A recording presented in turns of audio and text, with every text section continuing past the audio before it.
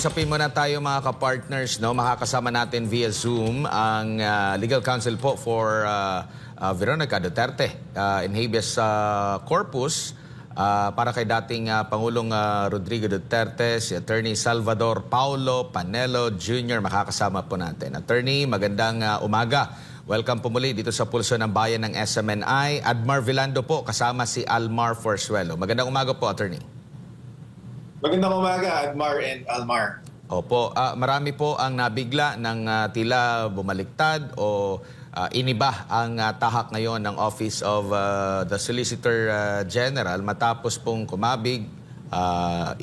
Willing na sila mag-depensa po sa panig po ng gobyerno ukol nga po dito sa hiling, no, ng kampo ng ni dating Pangulong Rodrigo Duterte dyan po sa Korte Suprema. Kayo pa po ay nabigla dito or inaasahan nyo na po dahil obligado naman talaga ang OSG na maging abogado po ng gobyerno? Hindi naman tayo nabigla. Dahil nga napalitan na si Solicitor General Menardo Guevara, gaya nga ng sabi ko, ang Solicitor General kasi, obligasyon niya naman talaga na mag-abogado para sa gobyerno. So, may tungkulin siya na irepresenta ang gobyerno sa mga kaso na nasa Court of Appeals at sa Supreme Court. Pero meron din kasi siyang tungkulin bilang Tribune of the People para i-represent yung anong tama para sa bayan. Kaya si Solicitor General Guevara, noong nag-recuse siya o umatras siya bilang abogado ng gobyerno doon sa habeas corpus petitions, consistent yun with the duty of the Solicitor General to be the tribune of the people, to serve only the best interest of the state. So, ang ibig sabihin nun, kahit na taliwas yung posisyon ng Solicitor General sa kliyente niya, yung state, pwede siyang umatras. So, itong nangyari kay Solicitor General Berberabe, prerogative niya rin ito na humarap bilang abogado ng gobyerno. In the same way na prerogative din ni Secretary Solicitor General Guevara noon na umatras. Pero ang posisyon natin, simple lang. It doesn't matter kung sino ang abogado ng gobyerno. Kahit sino pa ang mag-abogado para sa gobyerno, it doesn't matter kasi hindi mo pwedeng ipagtanggol yung hindi katanggol-tanggol. Yung pagtataksil sa bayan na ginawa ng gobyerno natin sa pamamagitan ng pagsuko ng soberanya natin at pagkanulo kay Pangulong Duterte sa ICC, hindi yan maipagtatanggol. Hindi yan pwedeng ikubli or hindi pwede nilang magpanggap, di sila pwedeng magpanggap na international cooperation yung ginawa nila. Hindi nila kayang piliin din kung kailan lang susunod sa konstitusyon. So, ang posisyon natin, tama si Solgen Guevara noon para hindi i-represent yung government sa habeas corpus petitions, pero at the end of the day, it doesn't matter. Kahit sino pa yung abogadong yan, hindi niya mapagtatanggol yung posisyon ng gobyerno. Opo. Pero sa kanyang imahe, sa kabuuan, sa gobyerno po, yung pagbago-bago ba ng ganitong stand ay nakasasama po? Tingin ko, pero again,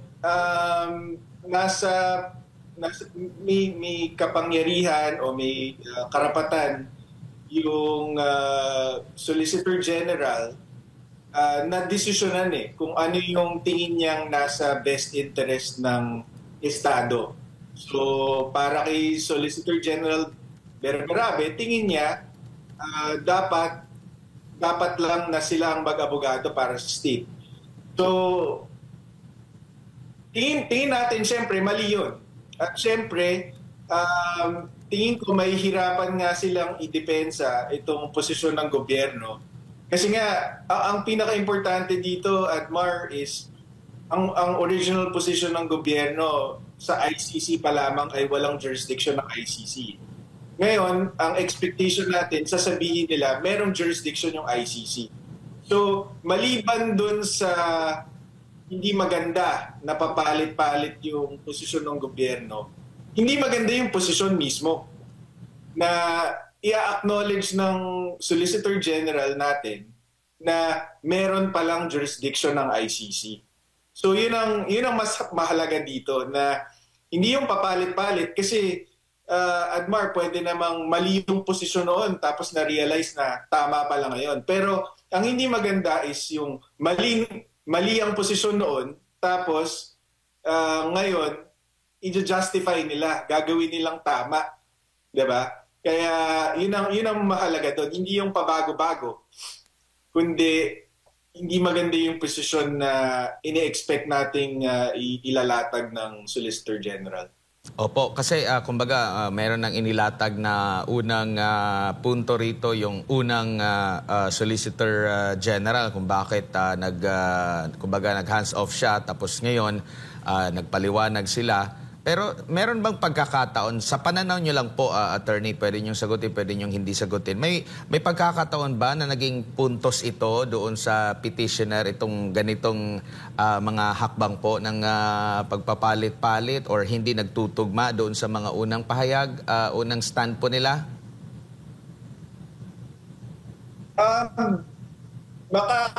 Tingin ko puntos yan para sa atin, sa petitioners, kasi yung papalit-palit na posisyon, indikasyon yan na hindi tama yung ginagawa mo or hindi mo pinag-isipan yung ginawa mo, talking about yung gobyerno natin.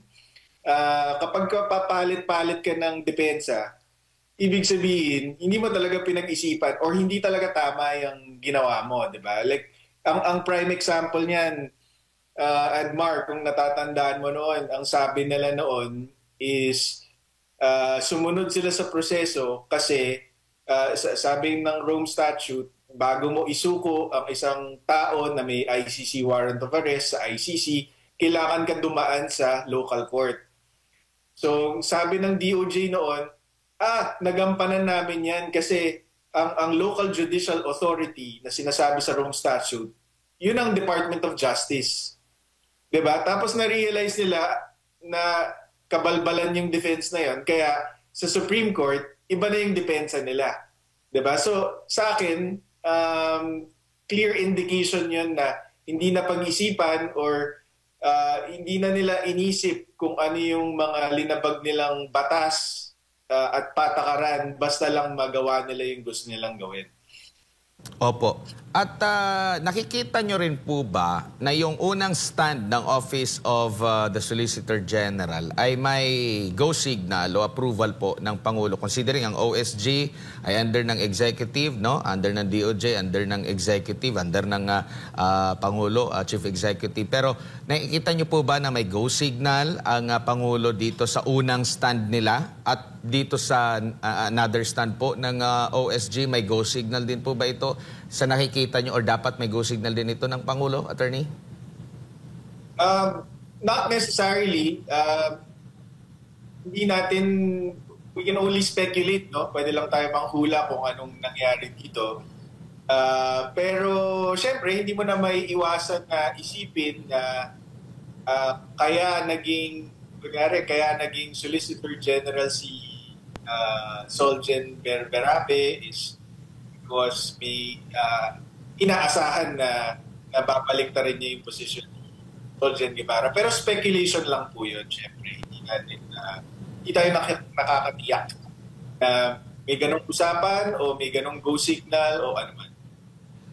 Opo. At dito po sa pag-usad, needed pa ba? Nakikita niyo po ba na needed yung mga oral arguments nito or kakayanin na ng Korte Suprema na desisyonan nito sa mga available po na sinasabi ng konstitusyon at mga batas? Kasi siguro gusto ring marinig ng taong bayan kung ano yung mga debate or mga punto por punto dito sa mga ganap na ito, Attorney. Noong Abril, Admar, nag-file tayo ng motion to set the case for oral arguments. Precisely para mapag-usapan ng malinaw and in public yung mga issues para sa kaso na to. Pero hindi tayo napagbigyan ng Supreme Court. Hindi naman nila dininay pero noted lang ang ating motion. Ngayon naman, ang pinakabagong development is noong November 28, nung same day na lumabas yung ICC decision on the interim release request ni Pangulong Duterte, naglabas ng resolution yung Supreme Court na inuutusan yung mga parties sa habeas corpus petitions na magsumite ng memorandum within 30 days. Tapos dun sa memorandum na inihingi sa atin ng Supreme Court, linista nila yung mga issues na dapat talakayin dun sa memorandum. So, ang inaasahan natin, pagka-submit natin ng memorandum na yun, magde-decide na yung Supreme Court. Mukhang hindi na sila maglalabas ng, or hindi na sila mag-oral arguments para dito. Mukhang yun na yun, yung memorandum kung saan pinapadiscuss sa parties yung mga issues na in-identify ng Supreme Court, mukhang yun na yun. Attorney, good morning. Si Almar po ito. Sir, gaano po ba kabigat yung kaso ng ating dating Pangulo kung ikukumpara kasi natin sa ibang bansa like dito sa Brazil, isang raid lang, maraming patay. Pero dito po sa Pilipinas, may mga nag-claim na napaslang daw yung anak nila during tukhang. Pero may mga video na naunang video na na-interview na napaslang pala yung anak nila dahil sa frat. Ano po yung masasabi po ninyo dito, Attorney? Kaya din napaka-importante ito, Almar, itong petition for habeas corpus, yung mga kritiko ng mga Duterte kasi iniisip nila na kaya natin final ito para makaiwas sa accountability si Pangulong Duterte. Hindi yun ang pakay ng petition for habeas corpus eh. Ang pakay ng petition for habeas corpus is para paniguraduhin na dumaan sa tamang proseso. So, hindi ito pag-iwas sa accountability ni dating Pangulong Duterte. In fact, willing naman siyang harapin kung ano mang kaso ang i-file sa kanya. Pero, i-file nila dito sa Pilipinas. Kasi tayo ang may jurisdiction sa kung ano man ang nangyari dito sa Pilipinas. So, yun lang ang gusto natin mangyari. Dumaan sila sa due process. Kung kailangan, kung meron silang iniisip na kaso laban kay Pangulong Duterte, kay Senator Bato, or kanino man, dito nila i-file. Kasi dito nangyari, wag nating isuko yung soberanya natin sa mga dayuhan. So, tungkol dun sa tanong mo, yung mga ganyang issues, mas maganda at yung mga ganyang inconsistency sa mga posisyon ng mga tumutugis sa pamilya Duterte, mas lalabas yan dito sa Pilipinas eh. 'Di ba? Hindi natin alam kung yung mga nahanap na inconsistencies, namatay pala sa frat pero ngayon representa bilang biktima ng drug war. Hindi natin alam kung aabot yan sa ICC. Pero kung dito sana ang pagdinig, di sana nalabas yan dito. Di ba? Mas madali nating yung mga abogado ni Pangulong Duterte at ng mga accused, mas madali nilang mahanap yung mga ganyan kung dito ang labanan, hindi sa ibang bansa. Sir, maiba lang ako ng konti. Nabanggit mo si Senator Bato de la Rosa kasi parang ang nangyayari ngayon, parang siya ang isusunod. Ano yung masasabi mo dito, Attorney, dun sa binanggit ng Ombudsman na meron ng warrant of arrest?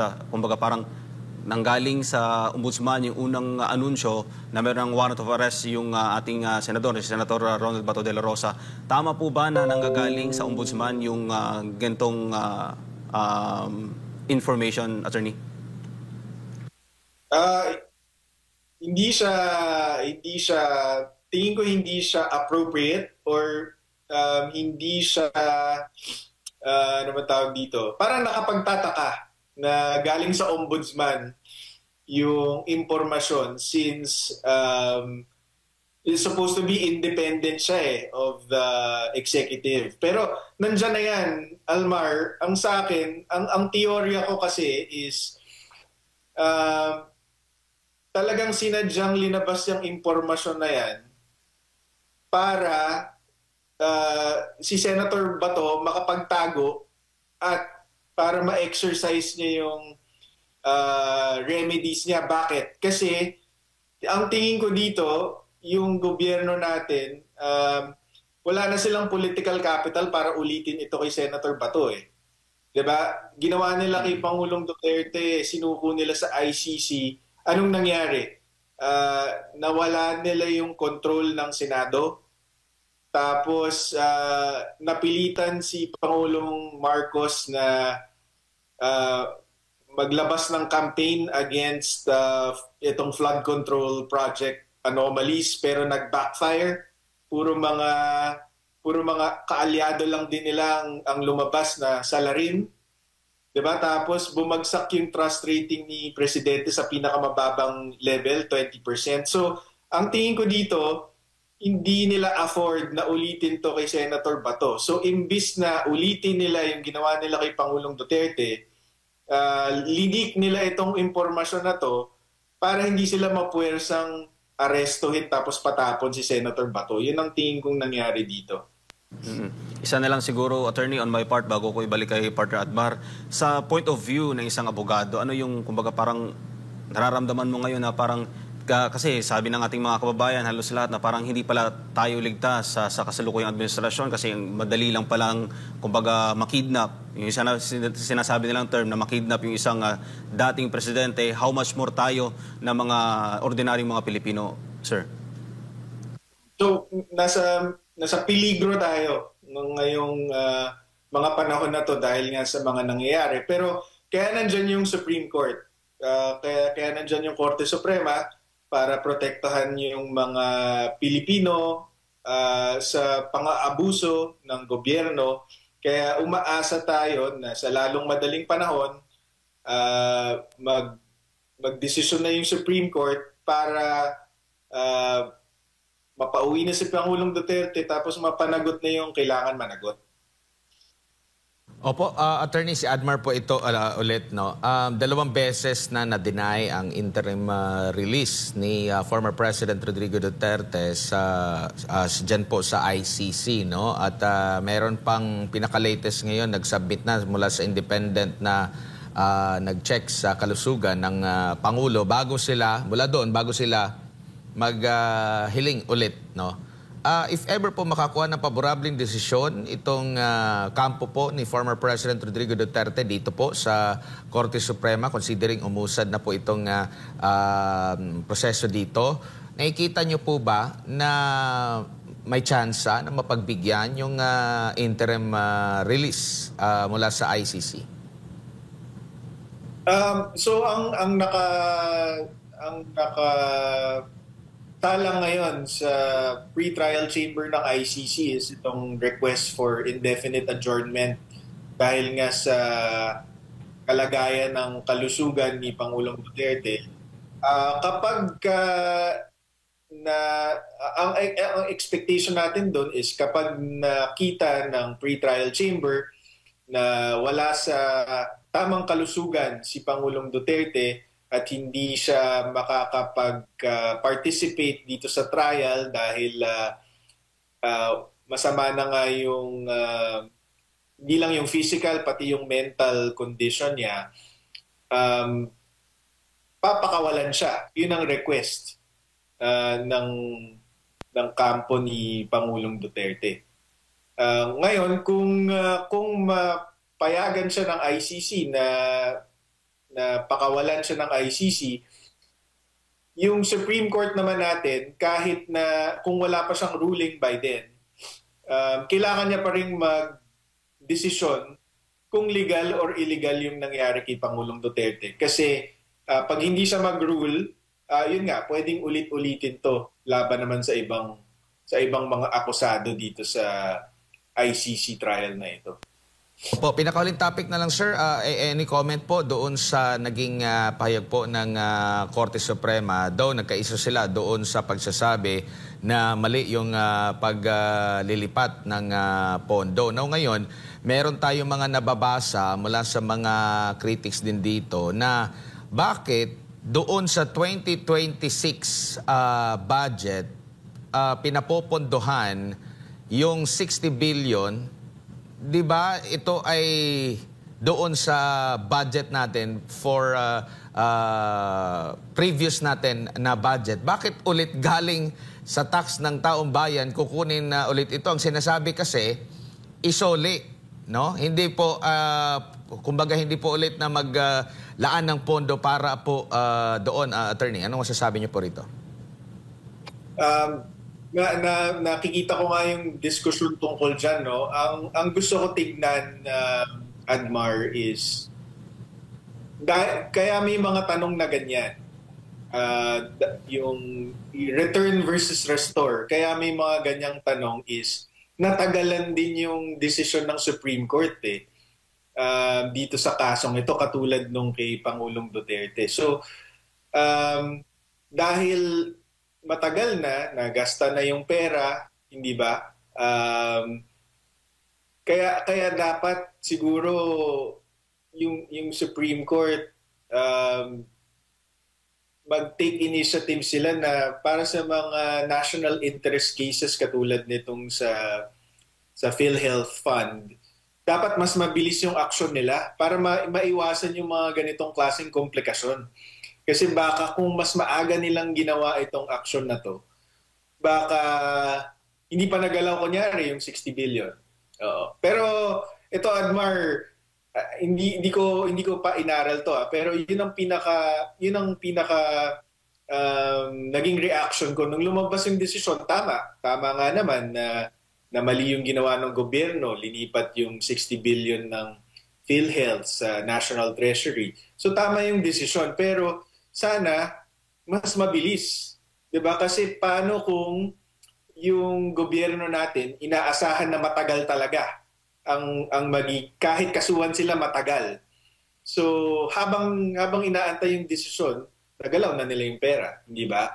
So sa akin, kailangan ng mag-reform ng judiciary sa usapin na gaano ba dapat kabilis tugunan or desisyonan tong mga cases na to of national importance. Tingin ko dito dapat mas mabilis para maiwasan yung mga ganitong komplikasyon.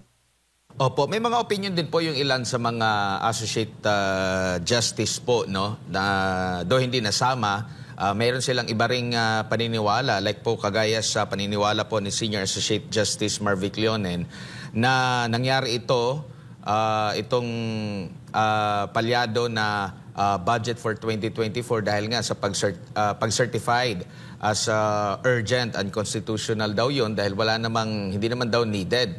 Ang nagtataka siya bakit kung kailan nilagdaan ang BICAM, yun din yung araw kung saan kailan ibinigay ang report doon sa mga mambabatas, no, sa dalawang kapulungan ng Kongreso para at least mapag-aralan mo na bago magbotohan. So minadali dahil nga daw dito sa pag-certified as urgent, parang mali daw yun.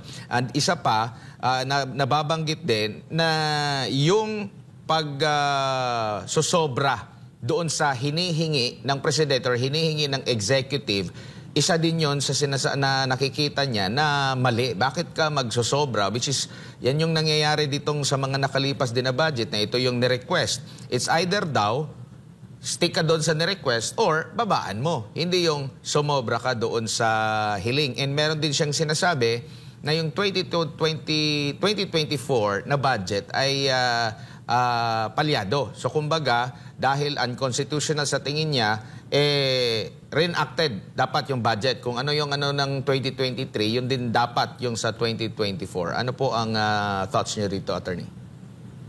Alam niyo, siyempre may basihan si Justice Leonen para sabihin lahat ng yan. Pero siguro sa akin ang mas mahalaga is dahil nga dito sa 2025 budget na tinanghal na or tinatawag na most corrupt budget in history. Pati tuloy itong mga naunang budget, may mga anomalies dito sa mga nakaraang budget. Parang nag-add up siya na mukhang hindi ito innocent mistake, 'di ba? Kasi meron ka ng 2025 budget na most corrupt. Tapos meron kang mga ganitong pagsa-certify ng urgent na hindi naman urgent pagka-approve ng BICAM report on the same day na dinistribute na inamin na mismo ng ibang senador at saka kongresista na wala silang oras basahin. So ito, pagka kinumbine mo to, parang nakikita mo na hindi inosente itong mga pagkakamaling ito eh. Mukhang talagang sinadya ito para manipulahin yung budget. Yun ang mahalaga dito. Kaya may basehan si Justice Leonen para sabihin yung mga yon. Pero buti sana kung inosenteng mistake or wala namang masamang nangyari dahil dun sa ginawa sa mga pagkakamaling yun. Pero dahil nakita na natin na itong 2025 budget pinasukan ng kung ano-anong insertions at nanakawan ng taong bayan, hindi mo tuloy lubos maisip na baka nangyari din ito noong 2023 and 2024. Diba? Opo. Attorney, bago ka lang namin pakawalan, pinakahuling topic na lang po talaga kasi mainit din ito. No?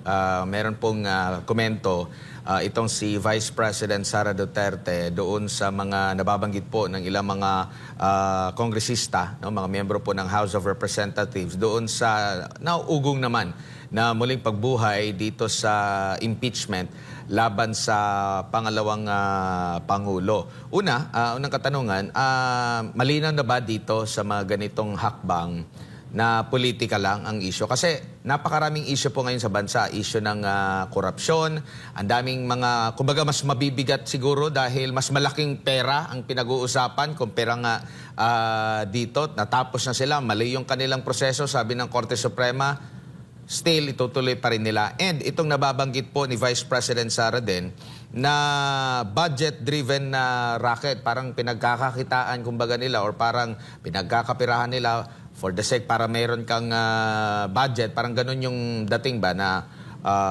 which is nabanggit din noong mga previous ni na Senador Chis Escudero. Ito yung kinukot niya, Vice President Sara Duterte and Congressman Toby Chanco and several House members. Sabi ni VP Sara revealed that back in February 2024, signatures of impeachment were being courted in exchange of budget allocations. Ano po ang tingin niyo po rito, Attorney? Yeah, mukhang may basehan talaga yung ganyang klaseng alegasyon kasi galing na nga mismo kay Congressman Toby Tiangco yung ganyang racket. 'Di ba? Kasi isipin mo si Congressman Tiangco hindi naman kaalyado ni ni VP Sara. So hindi mo masasabing politically driven yung statement na yun. Mukhang nangyayari talaga yan. At kahit naman nung panahon pa ni Pangulong Noynoy Aquino, lumabas na rin yan na yung pagboto sa impeachment may kapalit na ni Supreme Court Chief Justice Corona noon. May kapalit na budget or allocation sa budget. So hindi na tayo nagugulat sa mga alegasyon na ganyan. And sabi nga ng Supreme Court doon sa impeachment, hindi lang naman yung proseso mismo ang criticize ng Supreme Court sa decision na yan eh. Parang ang pinakapunto ng Supreme Court doon is political exercise ang impeachment, totoo. Pero ang impeachment, kailangan meron talagang batayan na malinaw na hindi dahil lang sa politika. Ang masama, hindi lang politika ang nagiging basehan, pati pera. 'Di ba? So, double whammy. Parang parang tinitira mo yung taong bayan na naghalal kay Vice President Sara, tapos sinanakawan mo pa sila para gawin yon, 'di ba? So napakasamang pang-aabuso sa proseso ng impeachment.